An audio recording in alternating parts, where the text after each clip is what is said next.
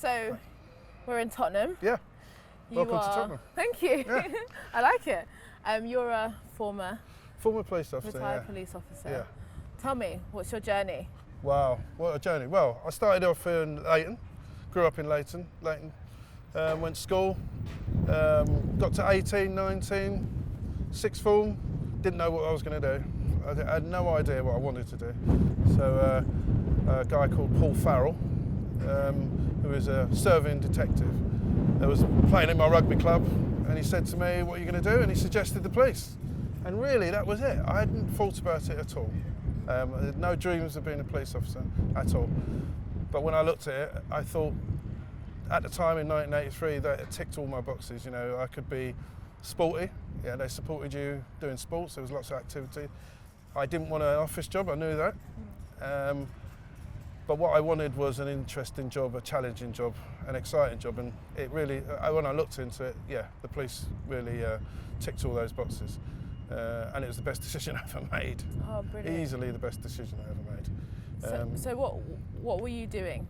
In your time as so I started off like everyone in them days. You go to Hendon for 20 weeks. I did the training school. I came out. I went to Bow Street in Covent Garden. Okay. It was my first station, right in the thick of things, right in the middle of buzzing Covent Garden, and it was great for a 19-year-old. It was fantastic. You know. The station was really friendly. Everyone was very sociable. You know, I was fortunate enough to have some really good tutors, including Yvonne Fletcher, who unfortunately was killed by Libyans outside the Libyan embassy in 1984. But I had some really good people there, you know, and it had a real good influence on my outlook for the rest of the time. So I did 2 years there. I got selected for the district support unit, which is a kind of a crime-fighting mobile group of officers who went around the borough, or the district in them days. From there, I joined the Territorial Support Group, which started in 1987, the brand new Territorial Support Group, which was followed on from the Special Patrol Group and the District Support Units. I did 4.5 years there. And then I needed a challenge. I needed to get away from central London because there's a specific kind of police in there. There was not many residents. So I wanted to go to an area where there were residential issues, a different kind of policing. So I chose to come to Tottenham because that's where I was needed. There were people needed there, and I thought it'd be a really interesting area. And it's very similar to the area which I grew up, which is Leighton, up the road. So I came to Tottenham. For 3.5 years, I worked as a home beat officer on the Broadwater farm, which was challenging. I worked on various projects, operational response, home beats, that kind of stuff in different areas. And then I got promoted. I went to Hackney, just down the road, which is the poorest borough in the country. It was the poorest borough in the country at the time. Another challenge, but as a sergeant, it's a totally different challenge. You've got supervising prisoners coming into the station, you're supervising officers and their welfare issues, which they're normal people, obviously they have welfare issues. It's a big challenge. And as it was a high crime area, you had an awful lot to deal with. I loved it, I've got to say, I loved it. So what's challenging about policing? It's so many different challenges. There's a challenge of knowing the law. Yeah? There's a challenge of going into situations and not knowing what's going to happen. There's keeping yourself safe, keeping other people safe. There's keeping up to date with the different trends within your area and people's needs. You know, it's mainly helping people, and a lot of people are in desperate situations. You know, so it's managing to get a balance. When you're arresting someone or stopping someone, obviously no one really likes it, but it's necessary, you know, to keep people safe. So quite often, you just walk into a situation, you have to judge people. Your best skill is communication. Your best skill, your most used skill is communication. You know, you need to be able to talk to people. So somewhere like Tottenham, what are the kinds of, what's it like day to day? You know, what kinds of crimes are you dealing with? What kind of things do you have to deal with on a day-to-day basis? It's domestic violence, you know, is sadly, certainly in the last year, lockdown, the officers now have to deal with that. But when I was there, it was the same thing. Domestic violence, violence against the person, robberies, thefts. You have, with Tottenham, when they're here, when they're playing, you get car crime. You get... So, I guess some of the big questions is that, look at Tottenham. Yeah. It's an area where there's a high amount of ethnic minority, Yes. it's multi-ethnic, it's Yes. inner city London. Yep. There is this kind of perception in kind of popular culture and wider Yes. society that the police treat places like this and people in these places differently. Is that accurate? No, I don't think so. I've never experienced it as far as I'm concerned, personally. You know, the problem with an area like this is 63% made up of people who come from another country outside the country. Yeah. So they're immigrants. But an awful lot of times when you're dealing with people, it's just on a personal basis. It's usually you're helping them. I've never seen a police officer say, oh, well, I'm not going to help this guy or this person because they're black. You get too used to the different cultures, and it's actually quite enjoyable, different cultures and learning about different cultures. I've never seen a police officer that I've patrolled with say, oh, don't worry about going there because they're black or they're Polish or they're Indian. I've never seen it personally. But what about stop and search? Well, stop and search. That's one of the things we hear Stop a lot, and search, that yes. black Yeah. males are stopped and searched more than other ethnic groups. I get that, and unfortunately, some of the crimes that, certainly in an area like that, robbery, street robbery, say, unfortunately a lot of the street robberies are committed by black kids, yeah? And that's sad, yeah? So when you're looking for suspects for those crimes, you're going to stop more black kids, yeah? So you would say that... No, I wouldn't say that's accurate. So that's just one crime. Yeah. So what I'm saying is, there are so many other crimes that you have to deal with. Theft, burglary, the rest of it. They're not necessarily committed by black kids. Yeah. So in your day, you'll probably stop maybe 2 or 3 people, but they're certainly not racially profiling. Yeah, you go to the it's usually led by the victim. The victim will give a description of who robbed them or who, and you have to go looking for people who fit that description. It's victim generated. It's not a policeman just thinking, oh right, do you know what, today I'll stop 10 black people. You haven't got time for that. You have to be directed, targeted to crimes that have been committed. And so why do you think there is this perception then? Do you think it's just come out of nowhere? Or No, not at all. It's traditional, it's gone back, it's historical, where there was a difficult relationship between black people and the police, and that goes way back to the 70s and 80s. I know for a fact it's got better just because of the interaction I have with black people or black families at the start of when I started in 1983, and certainly at the end. It was a much lighter, yeah? But yes, there's a traditional dislike of the police, and I think that's perpetuated and multiplied by social media. It's kind of carried on. But when you actually dig down to what's actually evidence, there's very little evidence. Or there's a lot less than you would perceive, you know? So how do you think then the police has changed since those times in the kind of 70s and 80s where there is that stereotype it maybe originated from? Well, when I first joined, there was a real angst between the police and the black community. I mean, they used to target me. Black community used to target me, and even politicians. They'd target you, call you a Judas and a traitor, and the rest of it. And I remember going back to my first Notting Hill carnival. I had bottles, bricks thrown at me because I was considered a traitor.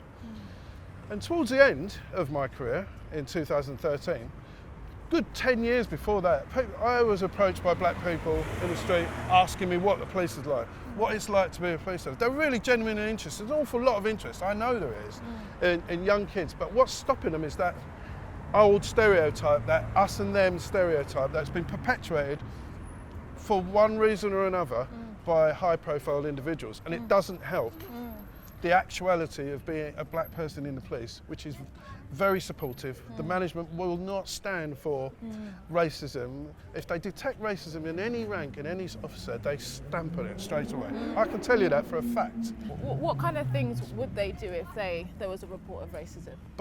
You obviously be investigated, you'd be suspended, and if there's evidence of any kind of racism or discrimination, you'd be thrown out straight away. They wouldn't hesitate to throw in a police officer. I've done it myself for other misconducts. I've disciplined officers and they've been, watch it. Thank you. They've been thrown out of the police, quite right. You don't stand a chance, really, if you're, as far as in the present day police officers, with CCTV cameras, with mobile phones, with all the monitoring that's done in and outside the station on your patrol, you'd have to be very determined and lucky to get away with misconduct over a long period of time in any guise. Yeah. So what impact do you think this narrative that the police are institutionally racist have on both the relationship between ethnic minority communities and the police? It maintains that us and them narrative, which is a barrier to people joining. You can't expect the police to change within, or the look of the police to change, when you're constantly circulating and perpetuating this myth that it's us and them. The police is for the whole community. Do you think that plays out in the way that the police, in terms from the police end as well? Do you think that makes them more reluctant to stop or anything like that, or do you think they're just I wouldn't. I've not seen evidence of but taking a foot off the gas as far as if a crime's committed, you have to go and investigate, and there's no one that says, oh, I'm not going to do that because I'm going to get in trouble because it's a black victim or a black suspect. I'll just ignore it. That doesn't happen. They're still doing it, and because you have to. You're monitored. You're given a call. You deal with it. You haven't got a chance to. Let me look at that one, whether I feel strongly enough to do it. You just go to the next call. There is no sifting as far as you're concerned as an officer. Yeah. The control sends you to a call and you do it. Yeah, okay, you'll be driving along and you may see something that looks suspicious, or you may see people who you know are involved in certain crimes, When I say that, there are certain groups of the community who make their living out of committing crime, and you obviously, if you're working in an area, you know it, and I guarantee you they're not just black, they're white, Turkish, Polish, all kinds, but you know them. And so what made you want to start talking about these issues? Because I was very disappointed the way some people were portraying the police in social media across a lot of platforms, and I could see it was having an effect on people's perceptions, which I knew by the time I left in 2013, and the interactions I've had since, which are quite frequent, that's not true. It's a totally distorted image of today's police. Yes, you can drag up incidents from 1983 and 1990 when someone said something horrible or did something horrible to you. But it's not evidence of the police force. In fact, the only thing it does show is how far the police have come, and they have come very far. Yeah, they've done. Cressida Dick is one of the most forward-thinking commissioners, and she certainly won't put any. She certainly wouldn't put up with that kind of atmosphere within the police. So I was very aware that it was giving youth who potentially could make good police officers and contribute to their own community. I could see that was putting a barrier up, and in the same breath, they wanted to increase the representation within the police. You can't do both. You can't tell people that the product's really rubbish and then try and sell it to them. Yeah, exactly. And do you think that that's something that would have a positive impact if there was greater ethnic diversity in the police force? Absolutely. Listen, if you grew up in London, or any part of London like I did, just up the road, this is normal. This is how you grew up, a mixture of cultures and people. You're not intimidated by anyone. You've got kind of an insight into what different cultures, how they react and what their needs are. But it calls for a lot of people, they want to see a black face. It didn't inspire me to join the police. I didn't see a black face in the police, and I didn't need to see a black face in the police for me to join. But I know that some people do need to, and they feel more reassured. I guarantee it won't stop people being arrested at the same rate. Yeah. Because it never mattered to me. If they look through my records, it didn't take me, I probably did stop more black people because I worked Tottenham and Hackney, But that doesn't mean I was a racist. I certainly am not a racist, So, yes, increase the representation, make it look more like London? Absolutely. And that can only have a positive effect. Yeah, because if people are reassured by that's fantastic. But more importantly, having people who know London and know this kind of cultural mix and are not intimidated by it, and like me, interested in it. That's what it was a buzz for me, you know. And so, why do you think that certain ethnic groups, particularly in London, are overrepresented in certain types of crime? Oh, like well, burglary? that's a very difficult question. That goes back to, you know, education, maybe parents, maybe propensity to this particular crime. It doesn't really reflect itself throughout the world, though. I mean, my parents are from Jamaica, and I go there quite frequently, and you can't pin a particular crime to different racial groups there. Yeah, no, exactly. You know, that's a very complicated question, which society needs to answer, really, not the police or me. And so, from the police officer's perspective, Yeah. you get a call, you go and respond, and that's really the crux of it. Well, that's a lot of it. Yeah. So you get a call, it comes over the radio. You're told to go to a certain address. This is you're given the details of this as much details as possible of that particular crime. And you go there. Yeah. They don't say to you, oh, by the way, this guy's white, or this guy's black, or you just go and so you deal with whatever you have to deal with. Now, in between that, you may see a crime happening, or you may see something suspicious happening. And your experience, the more experienced you are, you know, you're probably going to have to intervene. So it's a complex day. And so the way in which people essentially blame police officers, yes, you think that's unfair? Absolutely. Yeah. Because, say for instance, the last year, lockdown, the police have had to impose what is, if it looks like, draconian measures, which are necessary. I'm not arguing that. But the police are they're enforcing.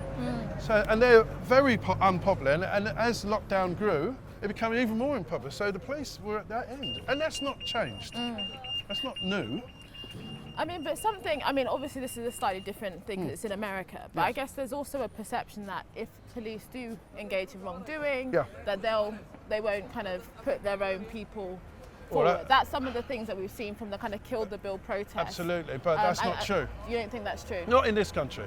I can't argue for American policing. I know particularly that we are distinctly different in the way we are scrutiny. For instance, we're not armed, yeah? And when I came off of my armed unit when I was 8.5 years on the armed response vehicles, SO19 or SCO19 is what they call it now. The first thing you realise, you're going into these situations without a gun, yeah, and it's really quite big. You feel it. You feel exposed. Some of the American police officers I've had come over there can't believe that police officers, even European police officers, think, how on earth do you deal with those situations without a weapon? Yes, you've got a taser now. You've got you've got your ASP, you've got CS gas, that kind of stuff. But it's still very dangerous situations you're going in, and you are predominantly unarmed. Yeah, that is a hell of a difference between us, America, Europe. We are one of the very few unarmed police services. Yeah, and that's a big difference. So if you give you could get on duty, say on a late turn, which is generally the busiest turn, and you get called to a domestic incident. You get there and the wife is obviously, or generally the lady is obviously being beaten up, and she's injured, and there's a male there, and you have to deal with that quite quickly. Now that woman may be calling out to you, yes, I don't want to report him, but I do want to report him. Now the laws change. You have to, if you see evidence of an assault, you have to deal with it and you have to arrest. The days when you had to take the lady's word for it have gone, because she may be in a very difficult position, an oppressive position. So you could go from that, and then you could be called. Oh, by the way, go to another address where you have to tell someone that some family member has been killed or died. That could be within the next hour. So, and then you go to a burglary where someone's had all of their valuable family heirlooms stolen. and you have to give, and all that time you have to deal with this in very short periods of time. Or then you could get involved in a pub fight. Not at the moment because they're closed, but you could get involved in a pub fight, which is quite nasty. And then you may have to go and find a child, a 5-year-old, that's gone over the back fence and has wandered off. You may have to deal with that. These are all things that could be happening in one shift, yeah, and more. Yeah. So you really don't know who you're dealing with. You don't know how many times you're going to have to deal with these things, and then you have to go home and have a family life, by the way, and then come back and start again the next day. I don't think a lot of TV dramas distort the police work, but it's a very difficult job, and very distinctively different people have to deal with it, you know, and I don't think they're giving enough credit, if I'm honest. Well, but you say there's not given enough credit, but do you think there's anything that needs improving within the police? Because, of course. Yeah. So of course, it's a big organisation. What kind of things would that be? There's lots of things. Communication, yes. We need to work on certain communities trusting the police more, because then that helps them. Yeah. If your first call when you see a crime isn't to call the police, but to think, oh, I won't say anything because I don't trust the police, that's majorly bad. That's bad. And it's really bad for your community, because it means that you're protecting those criminals who are going to go on and commit more offences.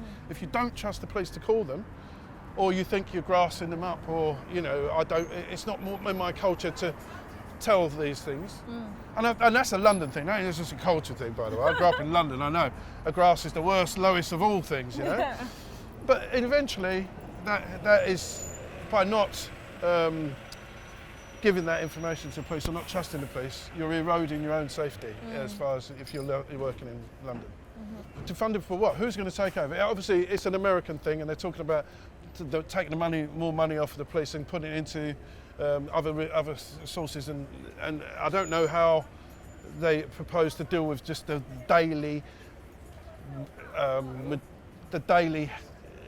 instances of crime. I don't know how they feel they're going to deal with that, but not in London, because the Met Police and police throughout the country has already been defunded, as far as I'm concerned.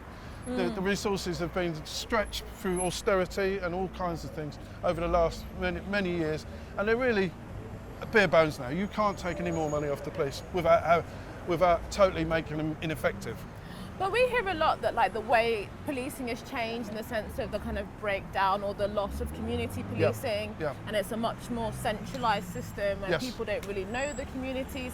Is that true? No, I've just come from Tottenham, where some of my old police officers, community officers, they know that there's an awful lot of police officers who do still know their community very well. But would you say it's gone down, the amount? Oh, absolutely, because you haven't got the time.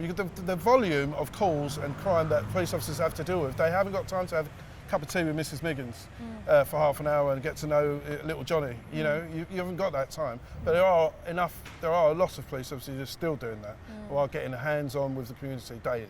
You know? And so what do you think we can do to change this narrative that the police are institutionally racist and that they're kind of alienating certain communities and all these kinds of things? I think the big shift will be responsible people in influential jobs actually talking more positively about the police. I'm not overblowing their influence, but it doesn't help when you've got leading figures constantly barraging, kicking the police, because that is not the reality. Police do a very difficult job, and they've got their finger in the dam, really, an awful lot of times. But we need people to take responsibility and know the effect of their words throughout social media and mainstream media. Start being more responsible, because it will help their communities. Do you know what I mean? I know some MPs seem to only represent one side of their community, which is, I think, inaccurate. It's everyone's living in a borough, or an MP represents everyone in that community. You need to start talking more positively, because there's a lot of positive things the police do.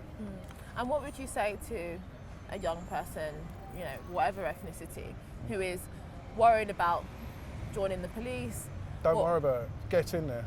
Get in there. It's an exciting job with an awful lot of opportunities. I mean, from my point of view, I was a 19-year-old with my feet up in a sixth form common room. 30 years later, I'm an advanced driver. I'm a trained negotiator. I'm a firearms expert, I'm a public order expert. All those skills I got from being in the police, I wouldn't have got in any other job. And I've seen things that people would probably dream about, you know, and I've also seen things that people have nightmares about. But I had 30 years of an extraordinary career, and I think those who have had a similar career to me or had 30 years, who then decide after 30 years then it's not such a good job, it was rubbish, are pulling up the ladder. They're stopping youths from actually joining, and they shouldn't do it. And last question, what do you say to people that say police now are increasingly woke, they spend more time policing people's tweets than the streets? Is that accurate? Well, no, it's a popular way of view, isn't it? But no, that's what Twitter says, I think. Okay. But like, Twitter isn't the world, is it? You have to police the changing world, yeah? And there are different demands on the policing. And Cressida Dick is a very intelligent woman, and she's probably the best person to deal with it at the moment, and she's doing her best.